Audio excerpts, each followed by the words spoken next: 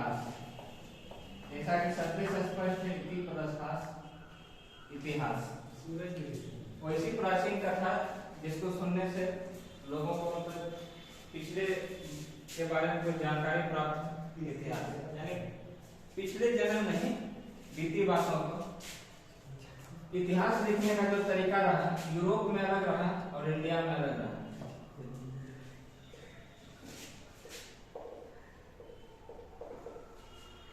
Europe में इतिहास लेखन बस शब्दशः लिखने पर निर्भर करता है, मतलब जो घटना जैसे घटा उसको लिख दीजिए। लेकिन इंडिया में इतिहास को कहते हैं इतिहास हम यानी इतिहास में हम ऐसे चीजों को लिखेंगे जो बाद में हमको कुछ लाभ पहुंचाए, मतलब ऐसी प्राचीन रुचिकर कथा जिससे हमको कुछ लाभकारी यानी लाभ प्राप्त हो। जैसे मतलब रामायण मान लेते हैं, रामायण को लिखा गया तो ऐसा कल्पना किया गया कि इससे लोगों में फायदा होगा कि मतलब राम राज्य की संकल्पना आएगी। राम राज्य एक आदर्श वाक्य है, क्या समझे? और राम राज्य कभी आ नहीं सकता है, शायद हमको ऐसा लगता है। राम राज्य हथकंडा है वहां तक पहुंचने का, कम से कम एक ऐसा कि अपने सोच को इतना ऊपर रखिए कि वहां तक पहुंचना कठिन हो। यदि छोटा पहुंच के अचीव कर दिए तो क्या ही बात है। इसीलिए हम मतलब ऐसे आदमियों में से हैं जो राम राज्य की कल्पना करते हैं, और राम राज्य एक ऐसा आदर्श राज्य होगा जिसकी कल्पना करना ही खुद में एक कल्पना है। सबसे पहला बात है कि इतिहास को हम जानेंगे कैसे। इतिहास जानने का बहुत सारा स्रोत है। सबसे पहले स्रोते पर आते हैं। इतिहास को पहले तो जानना है, तो इतिहास को जानने के लिए स्रोत पर आएंगे। स्रोत कितने प्रकार का है भला? स्रोत इतिहास जानने का स्रोत कितना प्रकार का है? 3-4 प्रकार में 3 प्रकार का। पहला साहित्य, साहित्यिक स्रोत, पुरातात्विक स्रोत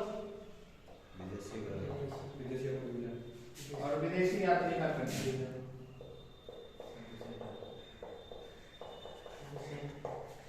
पुरातात्विक स्रोत को हम 2 भाग में बांट देते हैं, धार्मिक साहित्य, लौकिक साहित्य। धार्मिक में वैसा चीज जो धर्म को रिलेट करके लिखा गया, जैसे वेद। दुनिया की प्रथम पुस्तक कौन है? ऋग्वेद। वेद की संख्या 4। वेद के बाद उपनिषद, रामायण, महाभारत, सब। और इसमें रखते हैं हम वैसे चीजों को जो मतलब जैसे कौटिल्य का अर्थशास्त्र, जिसका धर्म से संबंध नहीं रहा लेकिन साहित्य है, तो उससे हमको प्राप्त हुआ जो उसको हम साहित्यिक स्रोत कहते हैं। उसके बाद हम बात करते हैं पुरातात्विक स्रोत। पुरातात्विक स्रोत में बहुत कुछ है, जैसे सिक्का मिला। अब सिंधु सभ्यता में जो सिक्का मिला उस पर जो लिखा हुआ आज तक पढ़ नहीं पाए, शायद यदि पढ़ लिए होते तो उसके बारे में और विशेष जानकारी मिल पाता। अभिलेख, जैसे बहुत सारा अभिलेख है बहुत लोगों के संबंध। उसके बाद बहुत सारा उपकरण है, जैसे मृदभांड मिला, कुल्हाड़ी मिला, तांबे का बना, तो वो सब पुरातात्विक स्रोत में रहता है। अब सब पढ़ेंगे मछली की हड्डी सबसे पहले कहाँ मिला था? लोटा मिला, पृथ्वी पर तो मिला ही था। नेक्स्ट पर आते हैं। उसके बाद विदेशी यात्री बहुत जो है विदेशी यात्री वाला जो स्रोत है हमको प्राचीन भारत में बहुत कम देखने को मिलता है। प्राचीन भारत का वो जैसे सिंधु सभ्यता वाला काल था हमारा, या उस काल में विदेशी यहाँ तो मानव अभी तो शिकार करने से घर में ये किया था, पालतू बने भी किया था। आक्रमण से हम लोग को मिलता है क्या विदेशी यात्री का उससे पहले से गुप्ते वंश से मिलने लगा है। सिकंदर का आक्रमण कब हुआ था? 312 मौर्य से पहले आक्रमण हो चुका था। धनानंद के समय में आक्रमण किया। और उससे पहले जो महाजनपद काल था उसमें विदेशी आया था। हरियर वंश का अभी हम चलेंगे उस पर चलेंगे, एक बगल से पूरा इतिहास पर चलेंगे। तो विदेशी यात्री का विभिन्न विवरण, जैसे 2-3 विदेशी यात्रा का नाम बताइए।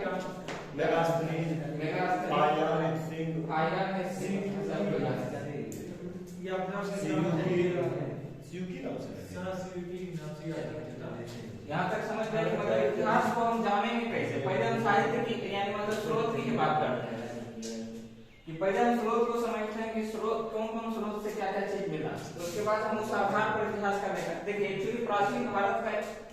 इसके बाद हम अगला में चलते हैं कि इतिहास का बंटवारा, तो इतिहास को हम बांटेंगे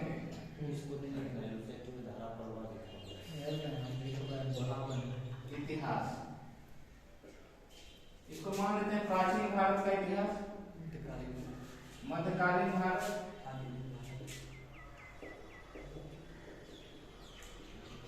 और आधुनिक भारत।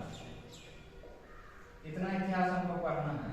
हालांकि इसके अलावा भी हम लोग पढ़ेंगे विश्व का इतिहास, लेकिन हम भारत के इतिहास के संबंध में बात करते हैं। चलिए बताइए इतिहास का काल बताइए। प्राचीन, मध्यकालीन और उसका एक साथ 2500 से लेकर के लगभग 1000 किसका? प्राचीन 1756 से लेके अभी तक आधुनिक भारत का इतिहास है। कितना से? 1756 से लेकर के अभी 1756। अरे 1756 तो इधर आ गया, गलत बोल रहे हैं। प्राचीन, मध्यकालीन और आधुनिक का बंटवारा किया।